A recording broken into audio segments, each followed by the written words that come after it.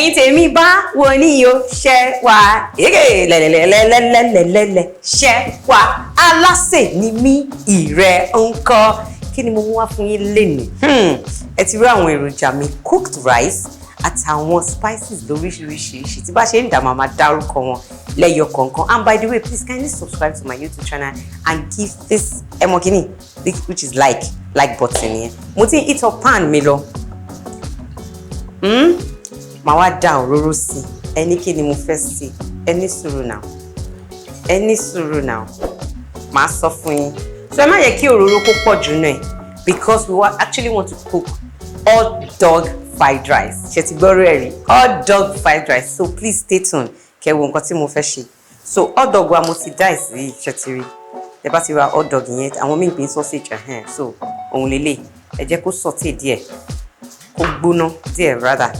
Màá wá rọra fi onion tíntìní sí just little for now. Ṣé ti rí báyìí? Oúnjẹ yìí sharp ni o, kò ń pẹ́. Onion, awada, sausage was everything. Afẹ́yẹ kó dín. I feel like jẹ́ kó dín for like maybe 2 to 3 minutes. Ṣó ti yé yín? So that's how it is. So have you seen the color popping? So color tẹ́ fẹ́ achieve lele. Ẹ má jẹ́ kó jóná o. So ẹ jẹ́ kí n wá sìn. Bye. Wow, ẹ ti rí. Ẹ jẹ́ ká wá. Oúnjẹ yìí náà ló ní sharp ni.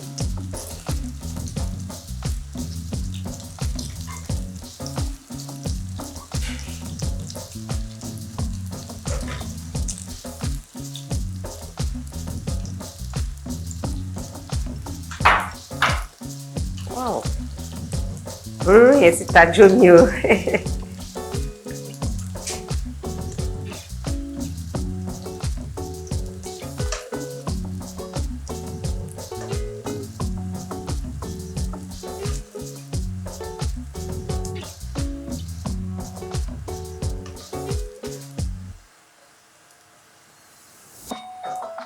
Okay.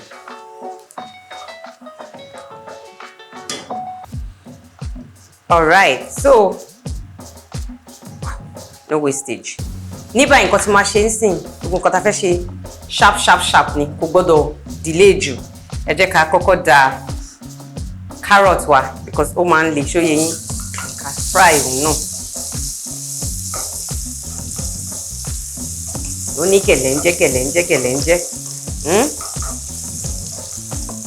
Reason tá kọ́kọ́ ṣe da carrot ní pé òun máa rọra ló ṣe rọra dín ó rọra ń rọ̀ lọ. So let's pour our pepper which is rodo.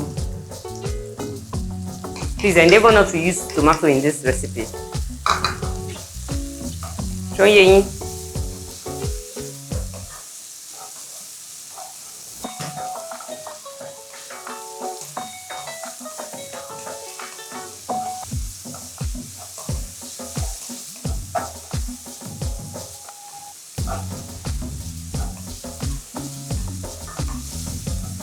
So ní báyìí ẹ ti rí nǹkan tí mo máa ṣe next is pé máa rọra fi adùn ọbẹ̀ sí just to make the carrot and the pepper to be sweet.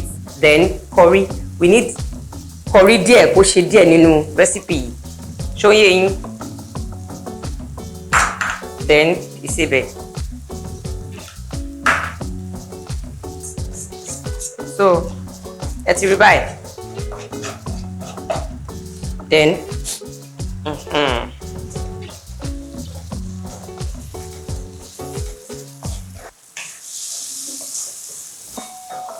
so ṣé ti rí báyìí? What next? Màá rọra mú little òróró báyìí. Ẹ má yẹ kó pọ̀ jù òun nìyẹn. Ẹyin lélẹ̀. So màá rọra fi little ẹyin méjì mo fọ́ síbẹ̀. Àti adùn ọbẹ̀. Akọ̀dá sí báyìí. Ṣó ń yé yín? ẹ jẹ́ kó dín fẹ́rẹ́fẹ́ díẹ̀ ká tó bẹ̀rẹ̀ sí ní scramble egg because scrambled egg la fẹ́ fi ṣe.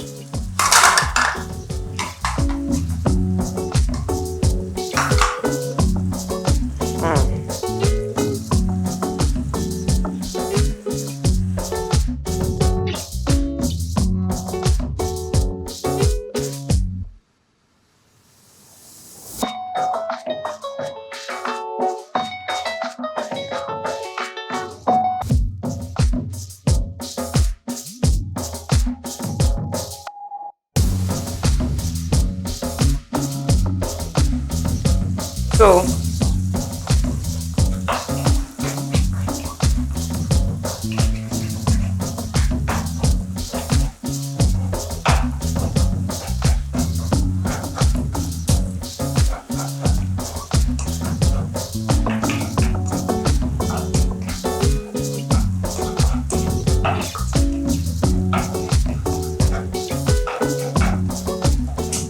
now, ṣe ti rí pé a ti yí pọ̀ báyìí. That is the carrot, onion, and the scrambled egg. So what next now is to bring our hot dog. Ada gbogbo epo. Àwa yí papọ̀ báyìí.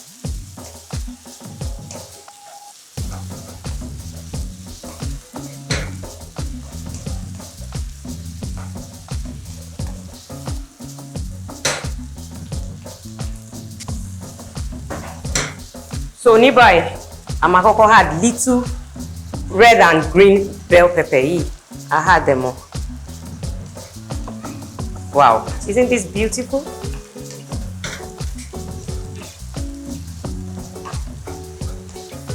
Now, this is our cooked rice. Àti sè, Eyin, tẹ́ bá mọ̀ yín rice, please go through my channel. This is white rice. Ako bọ̀ pẹ̀lú.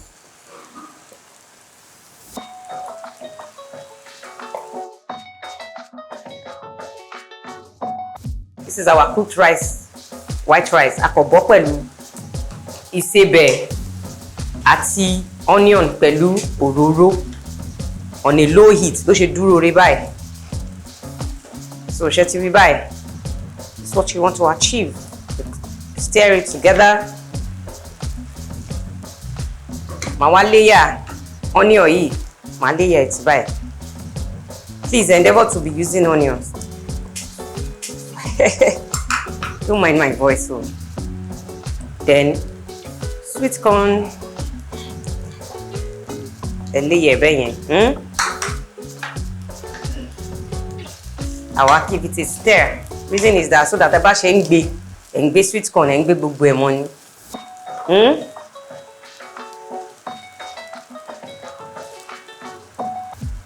So please kindly share my video. Thank you. So I will stir everything.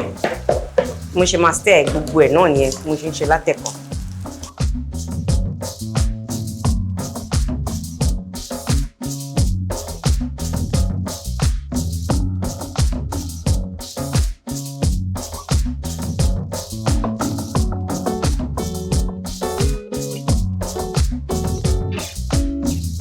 So, oh, look at that color, man.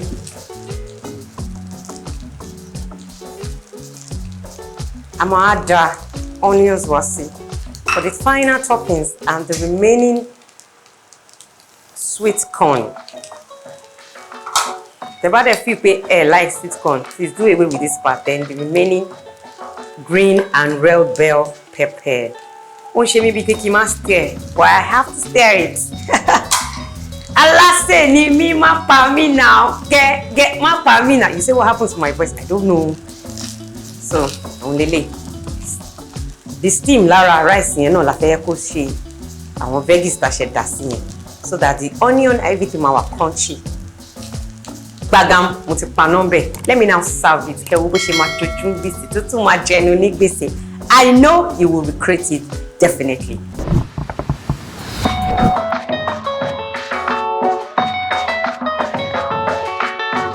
So, Shetiri, bye. I promise you that I was going to serve it. full of goodies. Kí lẹ fẹ́ fi lo ele? What are you pairing this with? Our hot dog fried rice is popping. It's looking sengemenge and it tastes so yummy. Odun. Pa! Pa!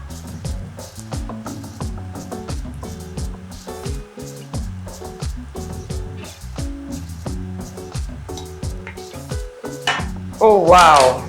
Please kindly recreate this recipe. Kede fún mi ní feedback ní comment section.